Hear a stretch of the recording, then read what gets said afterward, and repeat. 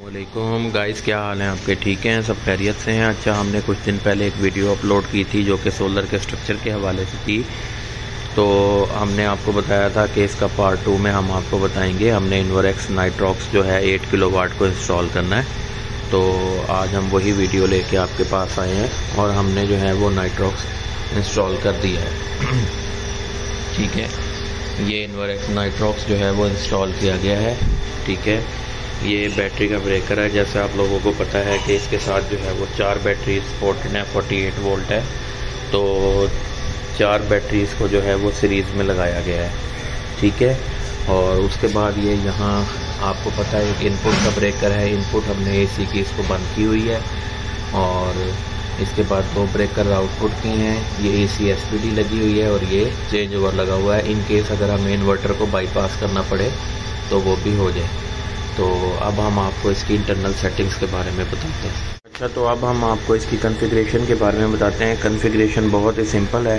सबसे पहले आपने ये देखना है कि यहाँ पे लगा हुआ है इसका पीवी स्विच। यहाँ पे हम इसको पीवी की इनपुट देंगे। अभी हमारे पास पीवी की इनपुट अवेलेबल नहीं है, वो इंशाल्लाह आपको नेक्स्ट वीडियो में इसका रिव्यू देंगे। और उसके बाद ये टर्मिनल हैं बैटरी के। ठीक है, लेफ़्ट वाला टर्मिनल जो है वो पॉजिटिव है और राइट वाला टर्मिनल जो है वो नेगेटिव है। वो यहाँ पे अच्छे तरीके से मेंशन है। ठीक है, उसके बाद आपको पता है ये जो है डुअल आउटपुट सिस्टम है। ठीक है, डुअल आउटपुट है, एक स्मार्ट आउटपुट है, एक सिंपल आउटपुट है। मीन टू से कि एक जो इसके अंदर हमारे पास लोड है ना वो लाइट लोड होगा। लाइट लोड या एसेंशियल लोड। एसेंशियल लोड हम इसको कह सकते हैं कि हमारे पास जो फैंस और लाइट्स होती हैं वो एसेंशियल लोड्स में आ जाती हैं। और जो हमारे एयर कंडीशनर या हैवी लोड्स होते हैं हम इसको लाइट लोड्स और हैवी लोड्स में भी डिफ्रेंशिएट कर सकते हैं कि कुछ लाइट लोड होंगे, कुछ हैवी लोड होंगे। ठीक है, तो जो सबसे लेफ़्ट वाली इनपुट है इसकी आप देखेंगे इसके ऊपर लिखा हुआ है GEN। ठीक है, GEN लिखा हुआ है। ये जो है ना इसकी स्मार्ट इनपुट या हैवी लोड है। ठीक है, और इससे साथ वाली जो इसकी आउटपुट है ये लोड लिखा हुआ है। ठीक है, ये भी आउटपुट है और ये भी आउटपुट है इसकी। और जो सबसे राइट वाली है ये इसकी इनपुट है। ठीक है, ये देखें इसके ऊपर ग्रिड लिखा हुआ है। ग्रिड लिखा हुआ है, ये इसकी इनपुट है, ये इसका लोड है। ठीक है, ये भी आउटपुट है और ये भी इसकी आउटपुट है। तो इसमें अब हमने करना क्या होता है कि सबसे पहले तो हमने इसको इसके कनेक्शन कर दिए, इसको इनपुट दे दी और यहाँ से 2 आउटपुट ले ली। लेफ़्ट वाली हैवी लोड्स के लिए, राइट वाली जो है वो लो लोड्स के लिए। अब आ जाते हैं हम इसकी कॉन्फ़िगरेशन की तरफ कि ये जो है वो काम कैसे करता है। ये आप इसकी स्क्रीन देख रहे हैं इस टाइम मैंने जो है इसका ग्रिड ऑफ किया हुआ है। बैटरी से मैं जो है इनपुट ले रहा हूँ और जो है ना पीवी मेरे पास अभी अवेलेबल नहीं है। और आपने देखा है कि लोड के साथ यहाँ पर स्मार्ट लिखा हुआ आ रहा है। इसका मतलब ये है कि इस टाइम स्मार्ट लोड एक्टिव है और इन्वर्टर जो है वो स्मार्ट मोड में चल रहा है और दोनों लोड्स चला रहा है, हैवी लोड भी चला रहा है और स्मार्ट लोड भी चला रहा है। तो सबसे पहले हम जो है ना इसकी बैटरी सेटिंग्स की तरफ आ जाते हैं। सबसे पहले आप ये देखें कि यहाँ पर जब आप क्लिक करेंगे तो बैटरी का स्टेटस आ जाएगा कि कितने एम्पेयर करंट जा रहा है, बैटरी के वोल्टेज कितने हैं, पावर कितनी कंज्यूम हो रही है और टेम्परेचर क्या है। ठीक है, ये आप जिस चीज़ पे भी क्लिक करेंगे वो आपको इसकी इन्फॉर्मेशन दे देगा।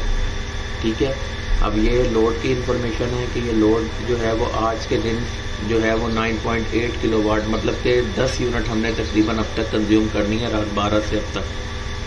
ठीक है, और उसके बाद टोटल एनर्जी जो हमने इससे अभी तक ली है वो 134 यूनिट लेनी है क्योंकि हमने रिसेंटली इंस्टॉल की है।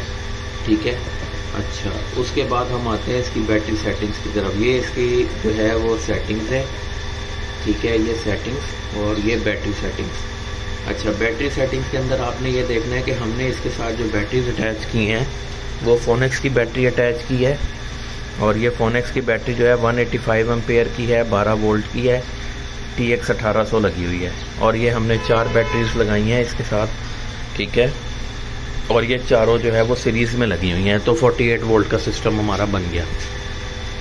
तो हमने देखें कि यहाँ पे जो एम्पेयर आर सेट किए हैं इसके तो वो 185 की है। ठीक है, क्योंकि बैटरी हमारी 185 की थी। आपने इसको सम नहीं करना, आपने जितनी एक बैटरी की कैपेसिटी होगी, क्योंकि हम लोगों ने इसको सीरीज में अटैच किया है, तो आपने भी उसी हिसाब से 185 एम्पेयर इसको दे देना है। ठीक है, उसके बाद मैक्सिमम चार्जिंग करंट है, हम इसको चार्जिंग करंट को बढ़ा के 30 एम्पेयर पे ले जाते हैं। ठीक है, ये यहाँ से चेंज हो जाएगा, हम इसको 30 एम्पेयर पे ले आते हैं। और मैक्सिमम डिस्चार्जिंग करंट जो है वो भी हम यहाँ से कम करके 100 एम्पेयर पे ले जाते हैं। ठीक है, ये हमने 100 एम्पेयर पे ले गए और ये बैटरी कैपेसिटी जो है वो 185 एम्पेयर की हमने कर दी और चार्जिंग करंट जो है वो 30 एम्पेयर पे ले आए।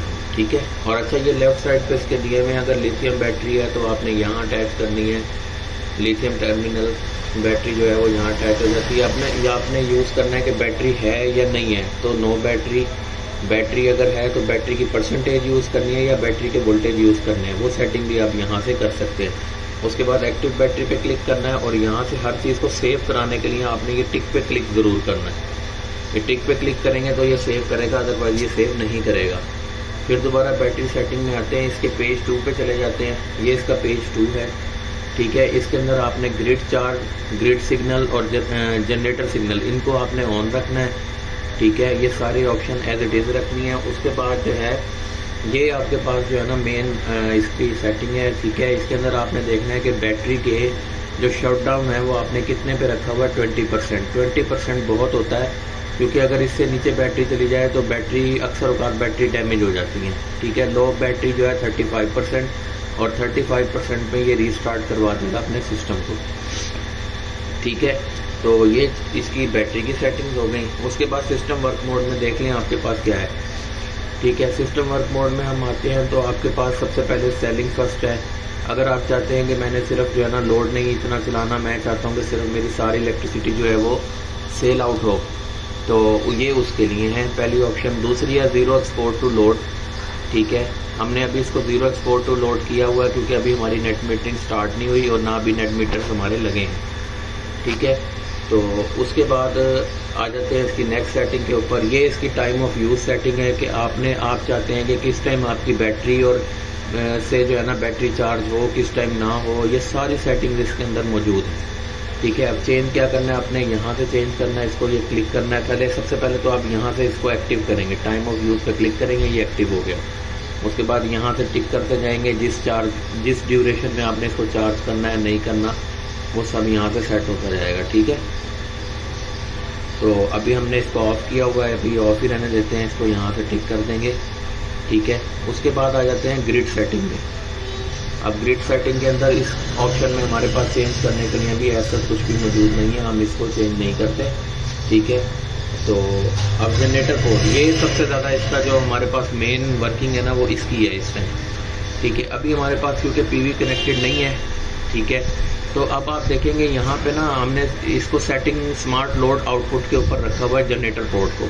ये सेटिंग है जनरेटर पोर्ट की, जो मैंने आपको इनिशियली बताया था। ये वाली जो पोर्ट हमारे पास जेन पोर्ट जिसे कहा था, जो इसकी स्मार्ट आउटपुट थी, हमने इसको यहाँ पे लेके आना है। ठीक है, हमने इसको सबसे पहले ऑन ग्रिड ऑलवेज ऑन के ऊपर टिक कर देना है और उसके बाद ये स्मार्ट लोड आउटपुट के ऊपर टिक करना है, ये ऑप्शन एक्टिव हो जाएगा। यहाँ से हमने लोड जो है ना वो चेंज करके और 4500 के करीब ले जाना है।